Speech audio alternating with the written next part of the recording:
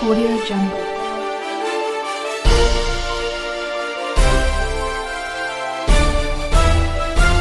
Audio Jungle.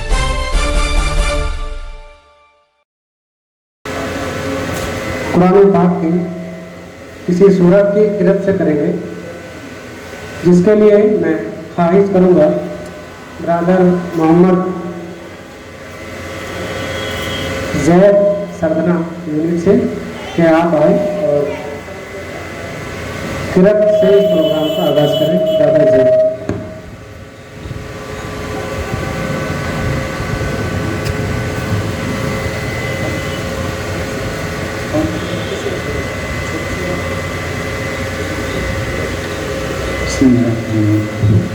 أعوذ بالله من الشيطان الرجيم بسم الله الرحمن الرحيم قل هو الله أحد الله الصمد لم يلد ولم يولد ولم يكن له كفوا أحد.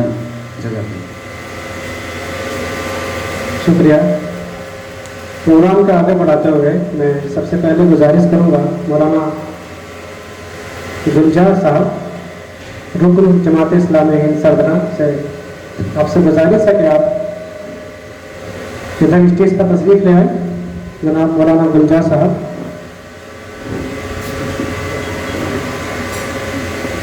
उनके बाद मैं गुजारिश करूंगा जनाब प्रोफेसर इनामुर रहमान साहब, क्या आप भी स्टेज पर तशरीफ ले आए। प्रोफेसर इनामुर रहमान साहब।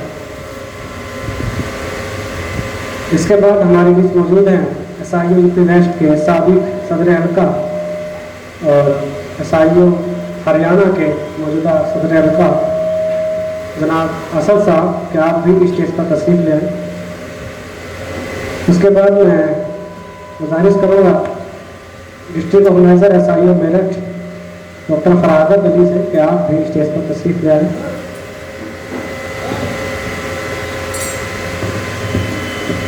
साथियों, अब मैं बिना किसी ताकीर के इस प्रोग्राम के शुरू करता हूँ और प्रोग्राम की शुरुआत हम एक बहुत ही अहम टॉपिक से करेंगे। इस टॉपिक का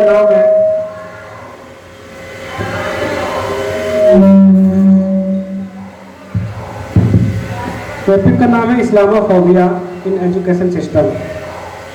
एक बहुत ही करंट टॉपिक है और इम्पोर्टेंट टॉपिक भी इसलिए है कि हम आज इस समाज में, इस सोसाइटी में चारों तरफ जो देख रहे हैं वो मुसलमानों से नफरत, इस्लाम से नफरत या इस्लाम के लेके कुछ गलत फहमियाँ जो माइंड में हैं, उसी के नतीजे में जो हमारे गैर मुस्लिम भाई हैं उनके माइंड में कहीं ना कहीं इस्लाम को लेकर नफरत का माहौल इस वक्त मौजूदा समाज में हमें और आपको, सब लोगों को साफ तौर से दिखाई पड़ रहा है।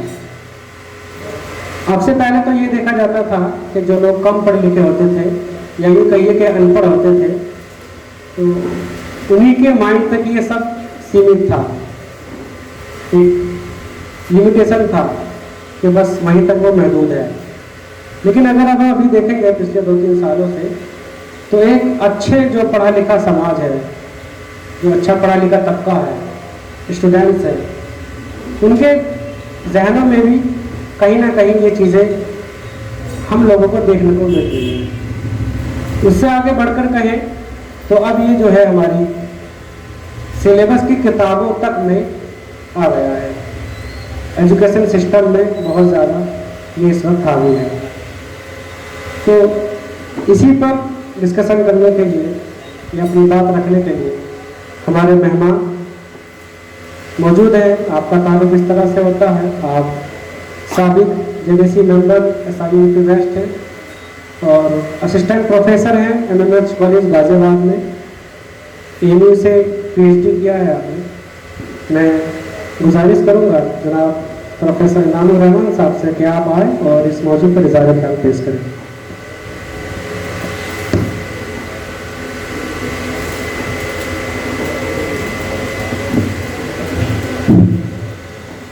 الحمدللہ رب العالمین والصلاة والسلام علی رسولہ الامین وعلی آلہ اصحابہ اجمعین الی یوم الدین. اما بعد، قال اللہ تعالی فی الکتاب العظیم اعوذ باللہ من الشیطان الرجیم بسم اللہ الرحمن الرحیم اقرأ باسم ربک الذی خلق صدق اللہ العلی العظیم. محترم ذمہ داران تنظیم اور رفقاء کرام، السلام علیکم ورحمۃ اللہ وبرکاتہ. ایجوکیشن سسٹم میں اسلامک فوبیا اور اس کے تئیں ہماری کیا رسپانسبلٹی یا ذمہ داریاں ہیں، یعنی مجھے آپ کے سامنے پہلے اس بیماری کا تعارف کرانا ہے، جو بیماری ہمارے تعلیمی اداروں میں، کالج اور کیمپسز میں پائی جاتی ہے، اور پھر اس بیماری کا کیا علاج ہے یا اس بیماری سے بچنے کے لیے کیا پرہیز ہے، اس پر روشنی ڈالنی ہے. محترم دوستو، ایجوکیشن سسٹم کے اندر صرف سلیبس ہی نہیں آتا ہے.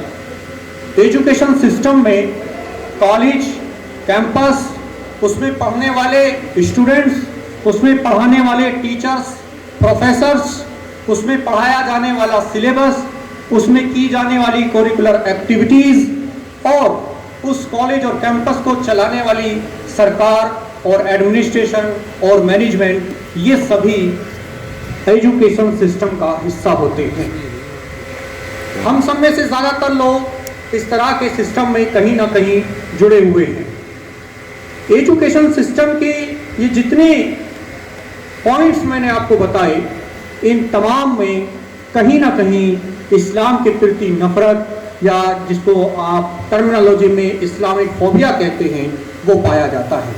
سلیبس میں عام طور پر جو پایا جاتا ہے وہ آپ کی اور ہماری پکڑ میں ہوتا ہے، لیکن مینجمنٹ کے اندر، اسٹوڈنٹس کے اندر، ٹیچرز کے اندر، اور اس ایجوکیشن سسٹم کو چلانے والی جو سنستھائیں ہیں، مثلا UGC، AICTC، یونیورسٹیز کی ایگزیکٹو کاؤنسلز، اس کے اندر جو پایا جاتا ہے اس پر ہم لوگ تھوڑا سا اس کو اگنور مانتے ہیں. جب ہم چھٹی کلاس میں تھا میں، تو اس وقت اتہاس کے اندر مغل سامراجیہ اور مغل سامراجیہ سے جسٹ پہلے کا جو دور تھا، اس کو مختصر اتہاس کی کتابوں میں پڑھایا جاتا تھا. آج بھی وہ موجود ہے UP بورڈ کی کلاس میں، چھٹی کلاس میں. تو وہاں پر ایک چیز بڑی فیل ہوتی تھی ہم کو، کہ جب کسی ہندو راجا کا نام آتا تھا تو اس طرح سے اس کے شبد یوز ہوتے تھے کہ راجا ہریش چندر بہت مہان تھے. لیکن جب کوئی کسی مسلم راجا کا نام آتا ہے آج بھی سلیبس میں، تو چاہے اس کی تعریف ہی کی جائے، لیکن لفظوں کا سلیکشن کیسا ہوتا ہے کہ اکبر بہت مہان راجا تھا. انہی ایک ہی رائٹر کے ایک ہی چیپٹر میں اس طرح کے شبدوں کے استعمال سے آپ اس رائٹر کے دماغ کا پتہ لگا سکتے ہیں کہ اس بیماری کہاں تک پہنچی ہوئی ہے. صرف سلیبس کو سدھارنے سے یہ کام نہیں ہوتا. ہمارے جو ٹیچرز ہیں، ٹیچرز جب اس سلیبس کو ایکسپلین کرتے ہیں تو اس کا ایکسپلین کرنے کا طریقہ، اس ایکسپلینیشن کے اندر جو ٹرمینالوجی وہ یوز کرتے ہیں، اس کو سمجھانے کے لیے جو باتیں وہ وویچناتمک طریقے سے آپ کے ذہنوں میں بھرتے ہیں، اس میں بھی ایک زہر بھرا ہوا ہے. ان ٹیچر کو سلیکشن کرنے کے لیے جو مختلف طریقے کے ادارے بنے ہوئے ہیں، کمیشن اور آیوگ بنے ہوئے ہیں، ان کے جو سدسیہ بنائے جاتے ہیں، جو انٹرویو لیتے ہیں، جو ایگزام سیٹ کرتے ہیں، ان کے اندر نفرت کا یا اسلامک فوبیا کا جو زہر بھرا ہوا ہے، وہ آپ انٹرویو میں پوچھے جانے والے کوشچنوں سے اندازہ لگا سکتے ہیں. جب ایک ہی انسان کا نام، ایک ہی جیسے کینڈیڈیٹ، ایک کا نام اگر اردو میں نام ہے اور دوسرے کینڈیڈیٹ کا نام ہندی میں نام ہے، تو دونوں کینڈیڈیٹ سے جو کوشچن پوچھے جاتے ہیں ان میں بہت ڈفرینس آپ کو ملے گا. ایگزامینیشن میں اب سے 20 سال پہلے جو کوشچنز پوچھے جاتے تھے پروفیسرز کے ایگزامز میں، اور آج کے زمانے میں جو کوشچنز پوچھے جاتے ہیں، اگر آپ ان کا ویویچن کریں تو آپ دیکھیں گے کہ کس طریقے سے اسٹینڈرڈز کو گرا کر چیزوں کو فرقہ واریت کی طرف لے جایا جا رہا ہے. AICTC اور UGC کی جو ایگزیکٹو کاؤنسلز ہیں، ان کے اندر سلیبس کے اندر جو بحث اور کنٹینٹ ہو رہا ہے، جو بعد میں ریٹن طور پر سامنے آ رہا ہے، اس میں کیا بحث چل رہی ہے اس پر بھی آپ غور کریں تو کہ ایک دھرم کو بڑھانے کے نام پر یہ کس طریقے سے اسلامک فوبیا اس کے اندر آ رہا ہے۔ اس کی وجہ کیا ہے کہ آخر کیوں اسلامک فوبیا سے یہ سسٹم اتنا زیادہ گرست کیوں ہے؟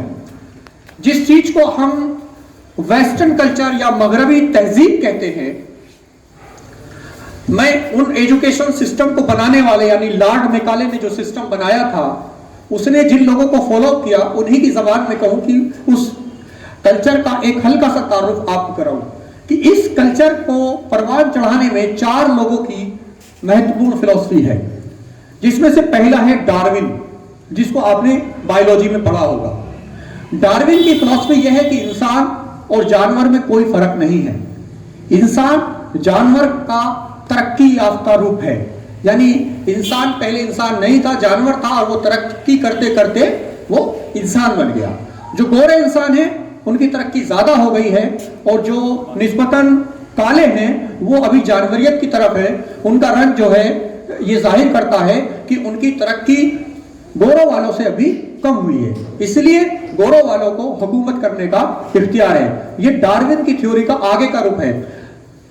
جو مارکس ہے دوسرا، کارل مارکس کا کہنا یہ ہے کہ انسان جو اس دنیا میں آیا اس کا بنیادی مقصد یہ ہے کہ وہ کسی بھی طریقے سے اپنا پیٹ بھرے، ذریعہ معاش تلاش کرے، اس کو پیسہ کمانا اس کا پہلی فکر ہے۔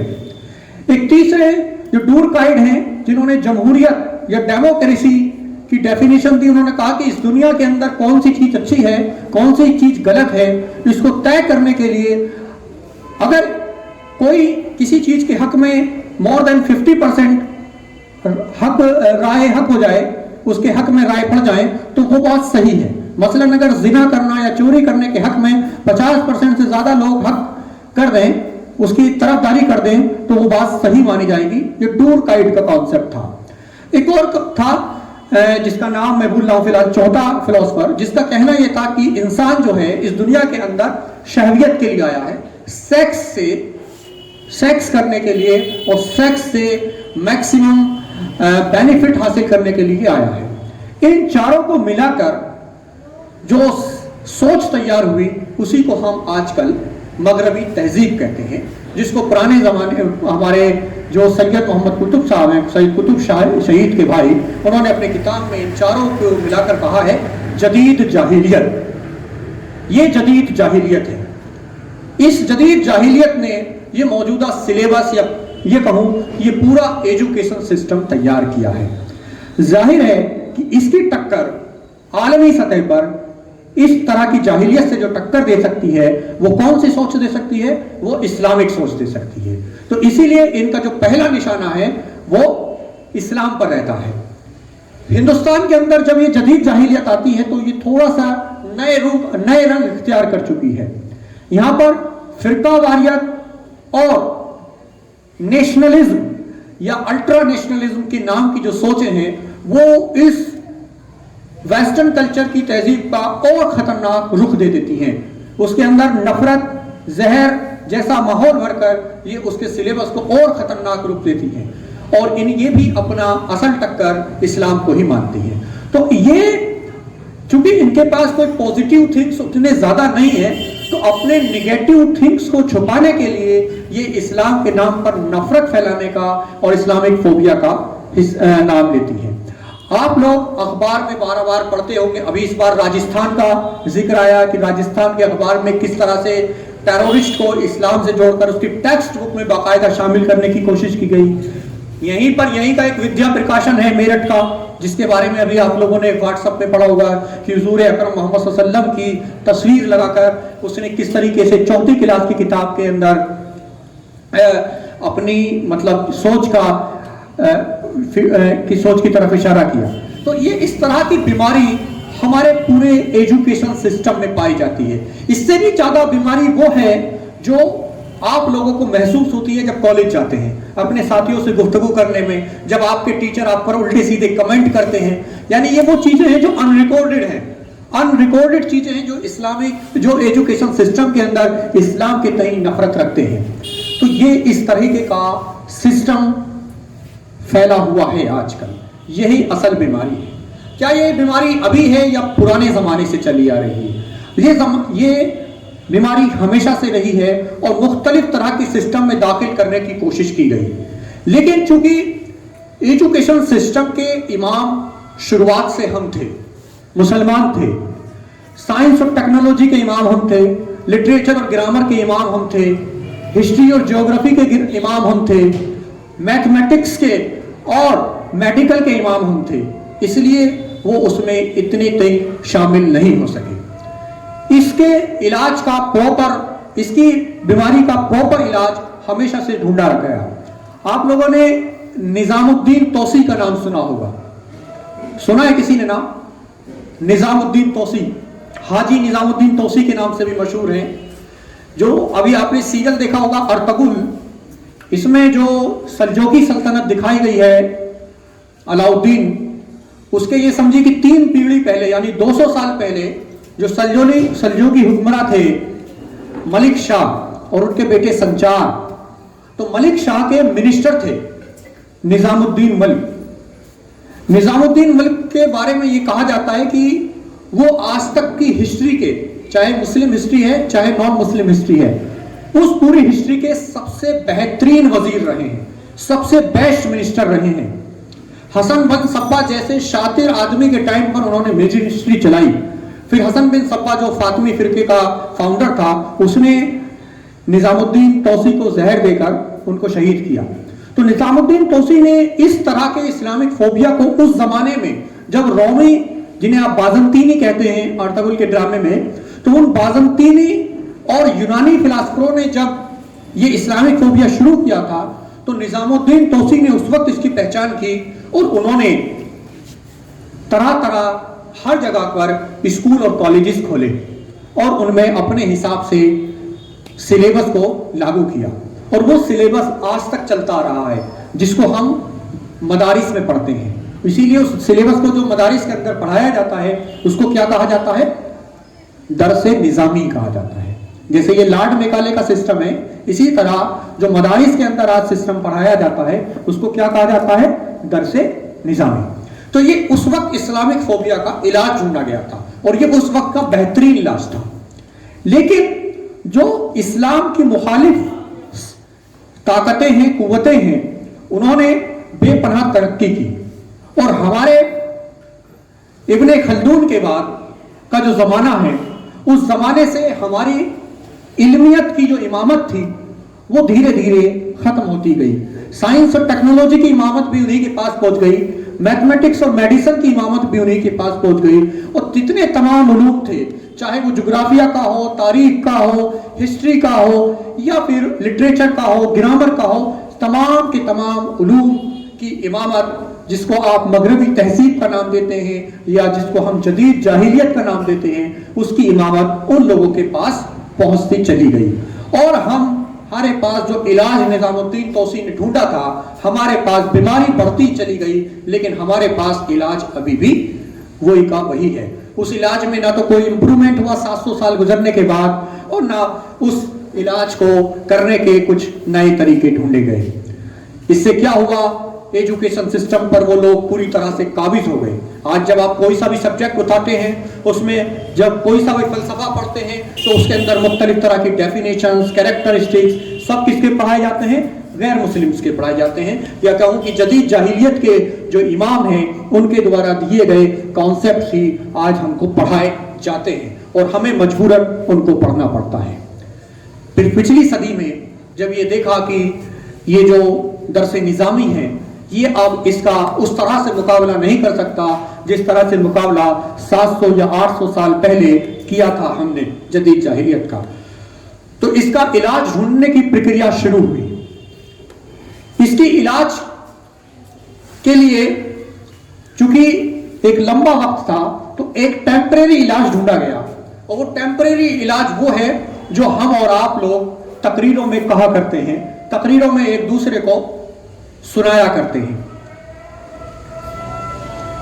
کہ ہم اچھے ڈاکٹر بنیں گے، ہم اچھے انجینئر بنیں گے، ہم اچھے ٹیچر اور اساتذہ بنیں گے، ہم اچھے بزنس مین بنیں گے، اس ایجوکیشن سسٹم سے ہی حاصل کر کر۔ اور پھر SIO या इस तरह की जैसी तंजीमें हैं, उनकी ये जिम्मेदारी है कि इस तरह के जो मॉडर्न एजुकेशंस के पढ़े हुए लोग हैं उनकी वो तरबियत करें, उनका वो तज़किया करें और इस तरीके से ये इस बीमारी का इलाज ढूंढा जाए। यानी अच्छे अच्छे इंजीनियर, फिलोसफर और डॉक्टर्स और साइंसदान और टेक्नोलॉजी के माहिरीन तैयार हों और साथ ही साथ उनको इस्लाम के बुनियादी अकायद समझाए जाएं, उनकी तरबियत की जाए, उनका तज़किया किया जाए और वो मैदान अमल में आकर इसकी इमामत थामें। लेकिन ये एक टेम्परेरी इलाज है, इससे उस लेवल तक पहुंचना संभव नहीं है। लेकिन तहरीक इस्लामी के अक्सर अफराद या इस उम्मत के अक्सर अफराद यही इसका इलाज समझते हैं और हमारी तकारीरों के अंदर, बल्कि तहरीरों के अंदर भी यही चीज इलाज बताई जाती है इस इस्लामिक फोबिया का मुकाबला करने के लिए। लेकिन आलम इस्लाम की जो तहरीकात हैं, उनके जो बड़े फिलोसफर हैं, वो जो इसका इलाज बता रहे हैं, वो इलाज मैं आपके सामने रखकर और उस इलाज में हमारी क्या भूमिका होती है, ये दो बातें रखकर अपनी गुफ्तगू खत्म करूंगा। उन लोगों का कहना ये है जो पिछले तकरीबन 7-8 साल से बड़े स्तर पर आलम इस्लाम की तहरीकात कर रहे हैं, उनका नारा है इस्लामिकलाइजेशन ऑफ नॉलेज। इस्लामिकलाइजेशन of knowledge. हम जो मौजूदा सिलेबस है उसको पूरा इस्लामिकलाइजेशन करेंगे। हम जिस तरह से इब्ने खल्दून तक के जमाने में इस नॉलेज के इमाम थे, इस नॉलेज की इमामत एक बार फिर से हम हासिल करेंगे। हम साइंस और टेक्नोलॉजी के बेहतरीन फिलोसफर बनेंगे और उसकी थ्योरीज को, उसके कॉन्सेप्ट्स को हम इस्लामिकलाइजेशंस करेंगे। यानी आने वाला जमाना ऐसा होना चाहिए कि हम साइंस से कुरान को साबित ना करें, बल्कि कुरान की मदद से साइंस को अपने आप को साबित करना पड़े। इस तरह का कॉन्सेप्टलाइजेशन, इस तरह का इस्लामिकलाइजेशन नॉलेज का हमें करना है। ये ख्वाब हमारे मुफक्किरों ने दिखाना शुरू किया है तकरीबन पिछले 7-8 साल से, और इस ख्वाब में बहुत तेजी के साथ काम हुआ है। इसके मुख्तलिफ मैदान हैं, लेकिन जिस मैदान में सबसे ज्यादा काम हुआ है वो है फाइनेंस और इकोनॉमिक्स का। फाइनेंस और इकोनॉमिक्स का जो इस्लामिक कॉन्सेप्ट्स हैं, इस्लामिक तौर तरीके हैं, उनको सिलेबस में लाने की एक बेहतरीन तैयारी की गई है। निजातुल्लाह सिद्दीकी साहब ने इस्लामिक बैंकारी के नाम से जो ख्वाब दिखाया था, उसको मुख्तलिफ इदारों ने आज अपनाया है और हिंदुस्तान की बड़ी बड़ी यूनिवर्सिटीज के अंदर इस्लामिक फाइनेंस के नाम से, इस्लामिक माइक्रो इकोनॉमिक्स के नाम से, इस्लामिक बैंकिंग के नाम से सिलेबस के अंदर चीजें शामिल हुई हैं। शायद आपको जानकर सरप्राइज होगा कि हमारे हिंदुस्तान का अकाउंटिंग का जो सबसे बड़ा कोर्स है वो चार्टर्ड अकाउंटेंसी का कोर्स है, सीए का कोर्स। सीए का जो फाइनल का सिलेबस है स्ट्रेटेजिक फाइनेंस मैनेजमेंट का, स्ट्रेटेजिक फाइनेंस मैनेजमेंट यानी SFM जिसे शॉर्ट में बोलते हैं, उस सिलेबस के अंदर इस्लामिक फाइनेंस के नाम से बाकायदा एक चैप्टर शामिल किया गया है। जबकि उस सिलेबस को तैयार करने वालों में, उस सिलेबस को की काउंसिल, जो सेंट्रल काउंसिल है, उसके जो 32 मेंबर हैं, उसमें ना तो कोई मुस्लिम है, ना कोई मुस्लिम यूनिवर्सिटी से पढ़ा हुआ पर्सन है। उन्होंने एक जनरल परसेप्शन से, चूंकि इस पर काम हुआ, इस पर अच्छे अच्छे रिसर्च हुए, अच्छे आर्टिकल लिखे गए और इसके ऊपर फिर प्रैक्टिकल रूप से खासकर मलेशिया के अंदर काम शुरू हुआ, तो इसको उनको मजबूरी बनी अपने सिलेबस के अंदर शामिल करने की। अलीगढ़ मुस्लिम यूनिवर्सिटी के अंदर इस्लामिक फाइनेंस के नाम से एक बेहतरीन पूरा चैप्टर, पूरा क्या बोलते हैं उसको, कोर्स चलाया जाता है, MBA इस्लामिक फाइनेंस। इसके अलावा साउथ इंडिया की कई यूनिवर्सिटीज में इस तरह के कोर्सेज चलाए जाते हैं। तो कहने का मकसद ये है कि इस्लामिक फोबिया का हम जो समझते हैं कि इसका इलाज सिर्फ दावत इल्लाह का काम और कौली और अमली शहादत देकर और उनके अंदर से गलत फहमियों का निवारण कर कर, इस तरह की चीज़ों कर कर हम इस्लामिक फोबिया से दूर कर देंगे, तो ऐसा नहीं है। बल्कि हमें कॉन्सेप्टलाइजेशंस, फिलोसफिक रूप से उस जदीद जाहिलियत को हराना होगा। ہمیں ان تمام میدانوں میں، جس طرح سے فائنانس کے میدان میں ہم تھوڑا سا آگے بڑھے ہیں، اسی طرح سے سائنس کے میدانوں میں، میڈیسن کے میدانوں میں اور علم کے جتنے میدان ہیں ان میدانوں میں آگے آ کر ہمیں کام کرنا ہوگا۔ یہی اس اسلامک فوبیا کا اصل اور واحد علاج ہے جو تحریک اسلامی کے بڑے مفکر آج آپ کو اور ہمیں بتا رہے ہیں۔ اب اس علاج جو بتایا گیا ہے، اس علاج میں آپ کا اور ہمارا کیا رول ہے؟ اس رول کو، چونکہ آپ اور ہم تحریک اسلامی کے وہ کارکن ہیں جو زمینی لیول پر کام کرتے ہیں، پہلی بات ہمیں اپنے دماغوں سے یہ بات نکال دینی چاہیے کہ ہم تو بہت نیچے لیول پر کام کر رہے ہیں اور یہ بہت بڑے فلسفیانہ گفتگو ہے یا بہت بڑی فلسفیانہ سوچ ہے کہ ہم سلیبس کو چینج کریں گے، ہم ان کو چیلنجز کریں گے جو موجودہ تھیوریز ہیں یا موجودہ جو بکس ہیں، ٹیکسٹ بک ہیں، ان کو چیلنج کر کر ہم ان کی جگہ بکس کو کیسے کریں گے۔ تو میرے دوستو، جو نیوٹن تھا اس نے گرتا ہوا ایک سیب ہی تو دیکھا تھا، اس نے پوری فلسفہ فزکس کا بدل دیا، تو آپ اور ہم کیوں نہیں بدل سکتے؟ ہمیں مسلسل کام کرنے کی ضرورت ہے۔ سعادت اللہ حسینی صاحب امیر جماعت اسلامی نے جب امارت سنبھالی تو انہوں نے تو سب سے پہلا خطبہ دیا، سب سے پہلی اسپیچ امیر بننے کے بعد، تو انہوں نے ایک قصہ سنایا۔ وہ قصہ میں آپ کو بیان کرتا ہوں۔ انہوں نے کہا کہ جب براک اوباما چاند پر پہنچنے والے یا چاند پر جو کام کرنے والے ادارہ ہے اس ادارے میں کا دورہ کرنے گئے تو اس ادارے میں ان کا جو پہلا سامنا ہوا وہ ایک صفائی کرمچاری سے ہوا جو صفائی کی اس ادارے کی صفائی کرتا تھا۔ تو انہوں نے اس سے پوچھا کہ آپ کیا کام کرتے ہو؟ ظاہر ہے ہم اور آپ ہوتے تو جواب یہی ہوتا کہ ہم صفائی کا کام کرتا ہے۔ اس نے یہ کہا کہ میں چاند پر انسانوں کو پہنچانے کا کام کرتا ہوں، اس میں جو لوگ کام کر رہے ہیں ان کی میں مدد کرتا ہوں۔ تو کیا اب دیکھیے ایک صفائی کرنے والے کا مشن بالکل کلیئر تھا کہ اس کو کیا کام کرنا ہے۔ تو اسی طرح آپ کا اور ہمارا پہلا چیز یہ ہے کہ مشن ہمارے دماغ کا یہ کلیئر ہونا چاہیے کہ ہمیں اس موجودہ ایجوکیشن سسٹم سے ایجوکیشن تو حاصل کرنی ہے، لیکن ہمارا جو ٹارگیٹ ہے وہ اس نالج کا اسلامکلائزیشن سے۔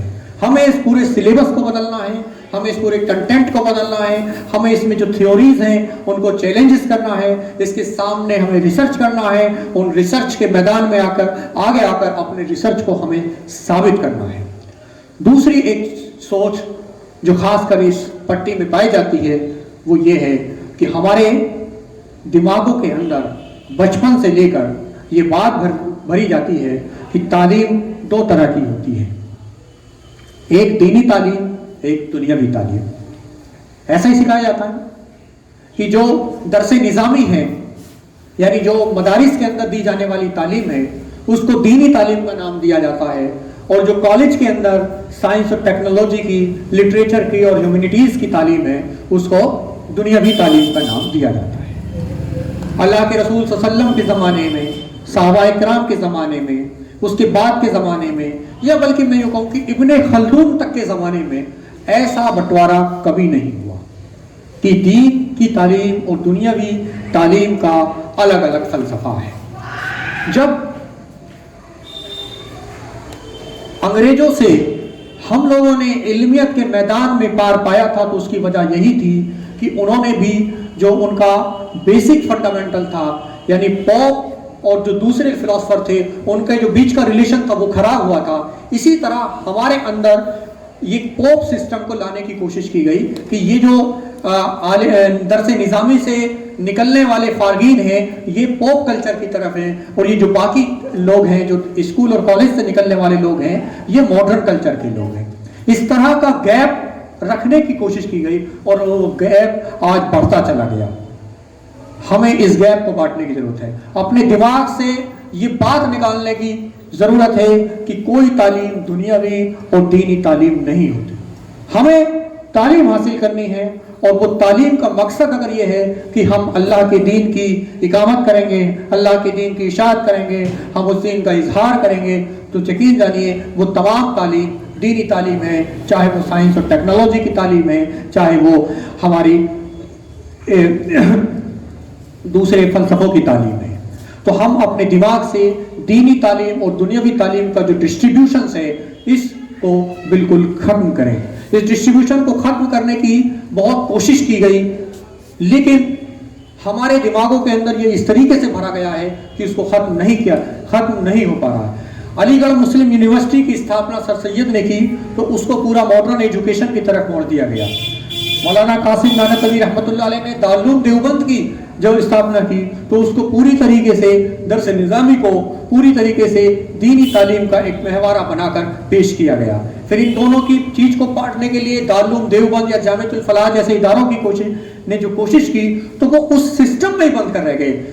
ان اداروں سے کا جو بنیادی مقصد تھا وہ یہ تھا کہ ہم نالج کا اسلامکلائزیشنز کریں گے، لٹریچر اور کنٹینٹ تیار کریں گے، لیکن لٹریچر اور کنٹینٹ تیار کرنے کے بجائے ہم موجودہ جو سسٹم تھا، جو درس نظامی والا سسٹم اور جو ماڈرن ایجوکیشن کا سسٹم تھا، انہی کے بیچ کا انہی میں سے چھانٹ کر ہم نے کوشش کی، اس لیے وہ سسٹم ہم اس کو بانٹ نہیں پائے۔ تو ہم سب سے پہلے اپنے دماغوں کے اندر سے اس چیز کو ختم کریں۔ تیسری چیز جو میں آپ سے چاہوں گا وہ یہ ہے کہ ہم یہ نہ سمجھیں کہ ہم اس میں کنٹریبیوشن نہیں کر سکتے۔ ہم جتنا ہو سکتا ہے اتنا کنٹریبیوشن خود کریں، پڑھ کر کریں، لٹریچر اور کنٹینٹ تیار کرنے میں۔ اور دوسرا، اگر ہم خود نہیں کر بھی سکتے یہ مان لیا جائے تو ہم جو لوگ اس کام میں لگے ہوئے ہیں یا جو لوگ اس کام کے لیے اپنے آپ کو وقف کر رہے ہیں، کم سے کم ان کی مدد کریں، ان کو موٹیویشن کر دیں، ان کا جتنا ہو سکے ان کی حوصلہ افزائی کریں۔ ہمارے بس کی کم سے کم اتنا کام تو ہو سکتا ہے کہ نرسری اور کے جی کی جو کتابیں ہیں جہاں پر بچوں کو الفابیٹک سکھایا جاتا ہے، ABCD ایپ انار الف با تا سا دکھایا جاتا ہے، کم سے کم ہم اسی پر غور کر لیں کہ اس کے اندر الفابیٹک میں جو نام آتے ہیں وہ کیسے ہونے چاہیے، کون سا سسٹم اچھا رہے گا، کس طریقے سے یہ ایک سلیبس بن سکتا ہے، کس طریقے سے جو شروعاتی گنتی سکھائی جاتی ہے بچوں کو اس میں کیا ہونا چاہیے، کیا نہیں ہونا چاہیے۔ عام طور پر ہمارے لوگ بھی جو اسکول اور کالج کھولتے ہیں وہ جو سلیبس دکانوں سے ملتا ہے اس کو خرید کر اسی کو لگا دیتے ہیں۔ کوئی بات نہیں، لگائیے، لیکن کم سے کم ہم لوگوں کی ذمہ داری یہ تو ہے کہ اس پر غور بھی کرتے رہیں، اس پر جتنا ہو سکتا ہے اس پہ موڈیفیکیشنز کریں، اور موڈیفیکیشنز کے کرتے کرتے انشاءاللہ ایک دن ہم اس کا اسلامکلائزیشن کرنے کی پوزیشن میں ہوں گے۔ آپ اور ہم اگر اس چیز کو بہت مہتوپورتا سے لیں گے، یہ سمجھیں گے کہ یہ کام اتنا ہی مہتوپورن ہے جتنا عبادات کا کام ہے، جتنا اور دوسرے جو اسلامی فرائض ہیں ان کا کام ہے، اسی طرح سے یہ جو نالج کا اسلامکلائزیشن سے یہ بھی اتنا ہی مہتوپورن کام ہے فلسفہ علم پر بحث کرنا۔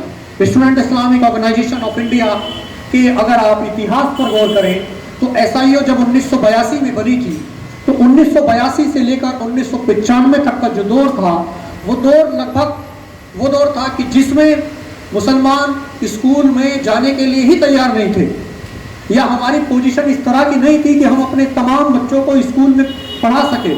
تو ہم جو مہم چلاتے تھے وہ مہم ہوتی تھی تعلیمی بیداری مہم، اور تقریباً 15-20 سال تک جگہ جگہ محلوں میں گاؤں میں اس طرح کے کام کیے کہ تعلیمی بیداری مہم، ایجوکیشنل اویئرنیس کمپین، شکشا جاگروکتا ابھیان کے نام سے ہم یہ کوشش کرتے تھے کہ ہمارے جو محلے ہیں یا فیملیز ہیں ان کے 100% بچے اسکول میں ان کا داخلہ ہو۔ لیکن اب یہ والی اویئرنیس آ چکی ہے۔ اب اگلا دور آیا سن 2000 کے بعد کا کہ بچے اسکول تو جانے لگے، لیکن ان کے ساتھ یہ پرابلم تھی کہ کس میدان میں کیا کام وہ کریں، یعنی کیریئر گائیڈنس اور کیریئر کاؤنسلنگ کے ایکسپرٹ ہمارے درمیان موجود نہیں تھے۔ تو پچھلے 10-15 سالوں میں یہ کوششیں ہوئی اور الحمدللہ اس وقت SIO کے پاس، تحریک اسلامی کے پاس، امت مسلمہ کے پاس کیریئر گائیڈنس کے ایکسپرٹ موجود ہیں، ان کی ویب پورٹل موجود ہے، ان کو گائیڈ کرنے والے افراد موجود ہیں کہ کون سے میدان میں کون سے کورسز کیے جا سکتے ہیں۔ تو یہ دوسرا مرحلہ بھی SIO نے طے کیا۔ اب یہ جو تیسرا مرحلہ ہے جہاں پر ہم فلسفہ علم پر، فلسفہ تعلیم پر، ایجوکیشنز پر، اس پر غور و فکر کریں، جس میں خاص کر ان لوگوں کا جو ٹیچرز ہیں یا جو تعلیمی اداروں سے کہیں نہ کہیں مینجمنٹ کے روپ میں یا کسی بھی روپ میں جڑے ہوئے ہیں، ان کی یہ ذمہ داری ہے کہ وہ نچلی سطح پر اس کانسیپٹ کو، ان چیزوں کو دیکھیں और सिर्फ मगरबी तहजीब के तैयार करदा सिलेबस पर उस पर आलोचना करने से कुछ नहीं होगा। उस आलोचना करने के साथ साथ हम उसका अल्टरनेट भी नर्सरी का केजी का सिलेबस और कंटेंट स्टूडेंट के सामने रखें, पढ़ने के पढ़ाने के तरीके हम बताएं।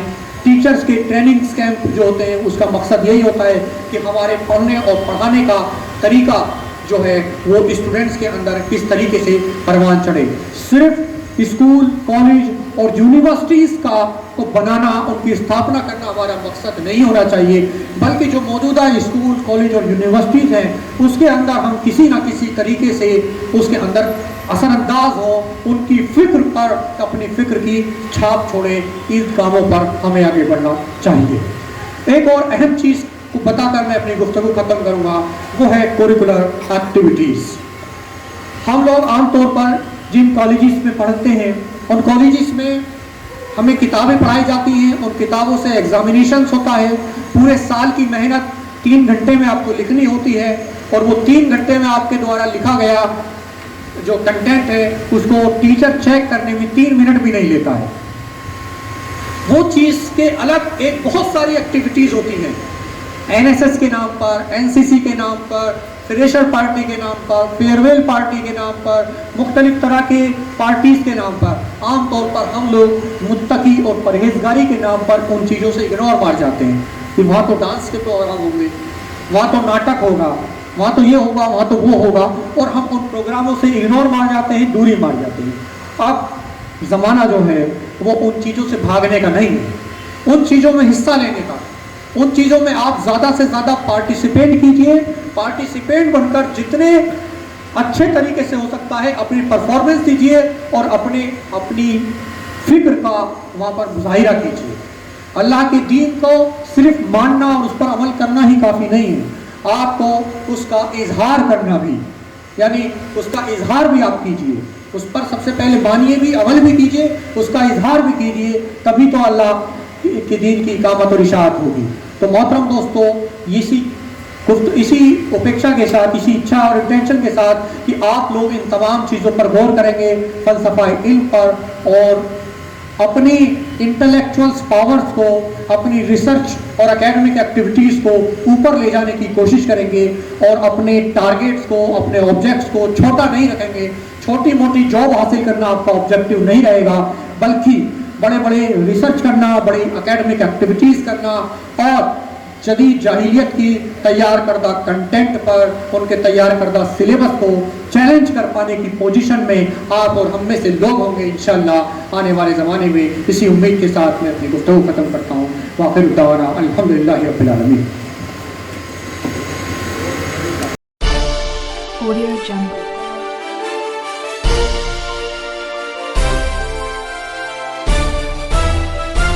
Audio Jungle.